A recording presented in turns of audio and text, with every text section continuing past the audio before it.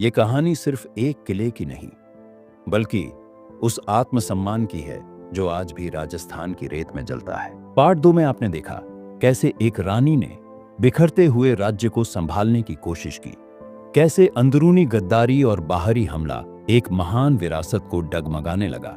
अब पार्ट 3 में आप देखेंगे जब जंग सिर्फ तलवारों से नहीं लड़ी गई, बल्कि हर सांस, हर दीवार, हर मोर्चा बन गया। रणभूमि जब चित्तौड़ की हर स्त्री ने रानी के साथ मिलकर मौत को आंखों में देखा और जौहर की ज्वाला में इतिहास को अमर किया, अब शुरू होती है आखिरी लड़ाई, जो सिर्फ एक किले की नहीं बल्कि पूरे स्वाभिमान की थी। अब दुश्मन दरवाजे पर था और चित्तौड़ अपने अंत की तैयारी कर रहा था। लेकिन यह अंत नहीं था, बल्कि अमृता की शुरुआत थी। मोहम्मद जमीन मिर्जा ने झूठे दावों के साथ विद्रोह का झंडा उठाया। वह बहादुर शाह के दरबार में शरण लेने पहुंचा। इससे बहादुर शाह और हुमायूं की दुश्मनी और गहरी हो गई। दिल्ली पर कब्जा करने की इच्छा रखने वाला बहादुर शाह अब ततार खान को मजबूत फौज देकर मुगलों पर चढ़ाई के लिए भेजता है। उस समय बहादुर शाह की ताकत अपने चरम पर थी। राजपूतों की आपसी फूट ने उसे चित्तौड़ पर दोबारा आक्रमण का हौसला दिया। मेवाड़ के कुछ सरदार जो अब सुल्तान की सेवा में थे, उन्होंने भी गुजरात के सुल्तान को चित्तौड़ पर हमला करने के लिए भड़काया। बहादुर शाह हाड़ौती के रास्ते चित्तौड़ की ओर बढ़ा। लोईचा गांव में लड़ाई हुई, जहां मेवाड़ की सेना हार गई। सुल्तान चित्तौड़ के दरवाजे तक पहुंच गया। इस संकट की घड़ी में रानी के बुलावे पर मेवाड़ और बूंदी के कई सरदार एक युद्ध सभा में एकत्र हुए। फैसला लिया गया कि महाराणा विक्रमादित्य और उदय सिंह को सुरक्षित रूप से बूंदी भेजा जाए। राजपूत सेना की कमान देवलिया के बाघ सिंह को सौंपी गई। उधर ततार खान की फौज हुमायूं से टकराई और बुरी तरह हार गई। इससे बहादुर शाह परेशान हो गया, लेकिन उसके मंत्री सदर खान ने सलाह दी कि पहले चित्तौड़ को जीतना जरूरी है। रानी ने हुमायूं से मदद की गुहार लगाई, लेकिन हुमायूं चुप रहा। इतिहासकार डॉजी एन शर्मा लिखते हैं, यह निष्क्रियता हुमायूं के लिए भी नुकसानदायक थी और राजपूतों के लिए भी। घातक किले के भीतर युद्ध की पूरी तैयारी की गई। हर बुर्ज पर राजपूत योद्धा तैनात थे। बाघ सिंह, भैरूदास, राणा सज्जा, डोडिया भान जैसे वीर मोर्चे पर डटे थे। सुल्तान बहादुर शाह ने घेराबंदी की जिम्मेदारी रूमी खान को दी।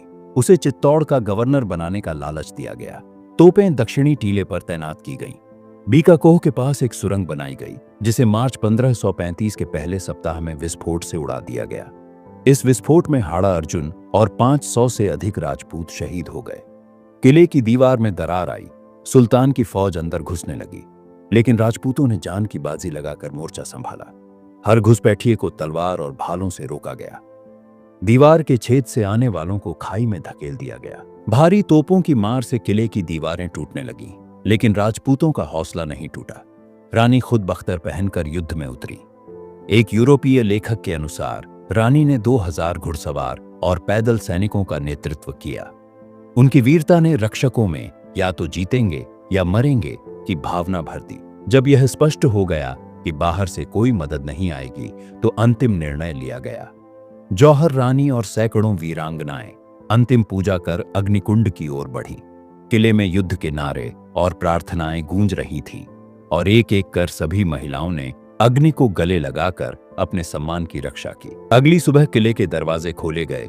देवलिया के बाघ सिंह, भेरूदास, राणा सज्जा, डोडिया भान जैसे कई वीर राजपूत रणभूमि में शहीद हो गए। जौहर से पहले रानी ने एक अंतिम सभा बुलाई। उन्होंने स्पष्ट कहा, दुश्मन के सामने कभी हार नहीं माननी है। महिलाओं से कहा, अपनी अस्मिता की रक्षा के लिए जौहर करो। योद्धाओं से कहा, अंतिम सांस तक लड़ते रहो, चाहे परिणाम कुछ भी हो। 8 मार्च 1535 को किला बहादुर शाह के हाथ चला गया। उसने लूट और कत्लेआम के लिए चित्तौड़ को खुला छोड़ दिया। 3 दिन तक हत्याएं, अपमान और आगजनी होती रही। बच्चों को मां की गोद से खींचकर मारा गया।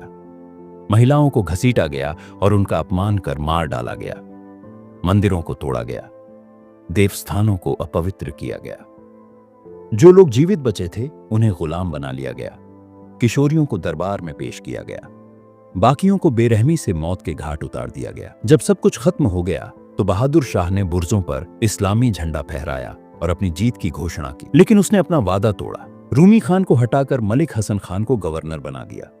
उधर हुमायूं ने मंदसौर की ओर चढ़ाई की और बहादुर शाह को हराकर पीछे हटने पर मजबूर किया। बहादुर शाह ने जाते जाते अपना खजाना और सामान खुद तबाह कर दिया। हरिभूषण महाकाव्य के अनुसार बाघ सिंह के पुत्र राजा राणा ने तब तक किले की रक्षा की जब तक राणा विक्रमादित्य वापस नहीं लौटे। लेकिन यह कहानी किसी साधारण युद्ध की नहीं थी। यह उस रानी की कहानी थी जिसने पराजय को भी गरिमा और सम्मान में बदल दिया। कई रानियों ने प्रेम और सत्ता के लिए बलिदान दिया है, लेकिन इस रानी ने इज्जत के लिए जौहर किया। वह सिर्फ रानी नहीं थी, वह हर उस स्त्री की मिसाल थी जो मर जाना पसंद करती है लेकिन अन्याय के सामने कभी झुकती नहीं। इतिहास ने कई रानियों को देखा, लेकिन रानी कर्णावती जैसी नहीं। उस वीरांगना को शत शत नमन जिसने मरकर भी भारत की अस्मिता को जीवित रखा। इस वीडियो को देखने के लिए धन्यवाद।